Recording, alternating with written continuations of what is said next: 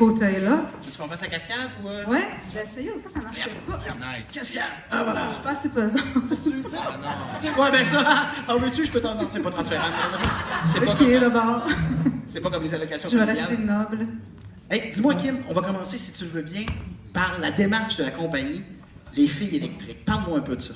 Une compagnie interdisciplinaire qui existe depuis 17 ans. Donc, on a commencé par la poésie performée, le spoken word, puis on a évolué vers l'interdisciplinarité, des spectacles avec des projections, des spectacles ludiques, extravagants, avec les cabarets d'Ada, entre autres, on fait à chaque année. On a un festival qui a été Voix d'Amérique pendant 10 ans et qui est devenu Phénoménal depuis 8 ans.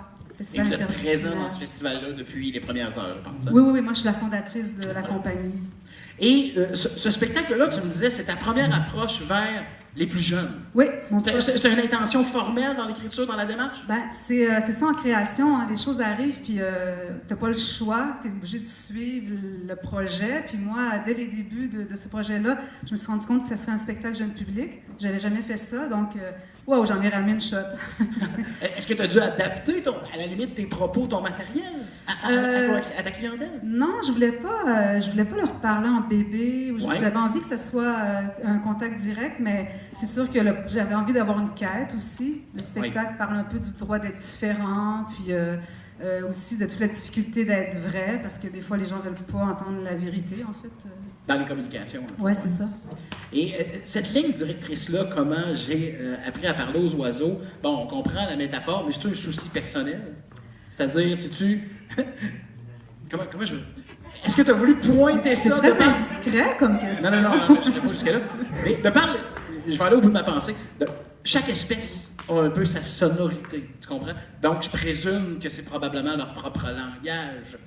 Est-ce que tu as voulu aller dans l'universalité des langages pour dire, hey, peu importe les mots qu'on parle, à la limite, on se dit les mêmes affaires? Bien, quand on fait un spectacle, on ne sait pas toujours, en fait, exactement de quoi on parle. Là. Les choses nous apparaissent en le faisant, puis aussi avec la réaction du public. Mais je voulais quelque chose de poétique, oui. d'ouvert, de ludique aussi. J'avais envie de rire de moi aussi, là. C'est très le fun. Donc, Ah oui, l'autodérision, c'est important pour toi? Oui, je pense que j'aime ça. L'artiste veut être en dérision vis-à-vis son propre travail, c'est ça, je comprends? Oui, je trouve que ça fait du bien de rire de soi, oui, c'est très le fun. C'est pour ça que mon hip-hop, je le pratique, mais je veux pas que ça soit trop. Mais là, vraiment, c'était bien rendu. Qu'est-ce que vous en dites? C'est très bien rendu. On en parlera au rappeur plus tard dans la soirée, mais écoute, c'est calibre. Ça fait 2 jours que je me pratique dans la chambre d'hôtel. J'ai trouvé un tutoriel sur Internet, puis c'est beaucoup plus facile, c'est beaucoup plus difficile que ça ne l'a l'air, je peux vous dire. Question technique maintenant, puis je vais demander à chacune des formes d'art qu'on a croisées ici. D'ailleurs, si tu me permets d'aparter là-dessus, je veux remercier ces spectacles de par son souci de diversité, de nous rendre accès à des spectacles comme ça, de danse contemporaine. Moi qui est un amateur de théâtre qui vient des milieux urbains, ben je vois plus de théâtre ici. Pas que je voulais pas là-bas, j'avais d'autres choses, mais j'en vois plus ici. Donc, merci de ce souci-là. Et un travail comme le tien, je présume, bon, c'est plus que 20 minutes ton spectacle. Comment tu peux le ramener en 20? Puis en sous-question, tu me disais que ta version finale date que de 2018 à Ottawa. Comment tu as fait pour dire, là, j'en suis à ma version finale? Oui, j'ai travaillé 3 versions, en fait, du spectacle. Une première version, c'était compliqué. J'avais un robot avec des senseurs, là, une patente de fou, là, qui me...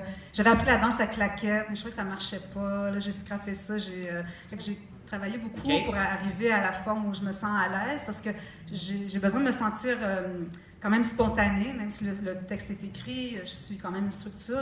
J'aime garder la spontanéité, surtout quand, avec les enfants, souvent ils me disent des choses. J'aime ça le récupérer. Je ne veux pas faire comme si je ne l'avais pas entendu. Donc le spectacle évolue, on raffine tout le temps des détails.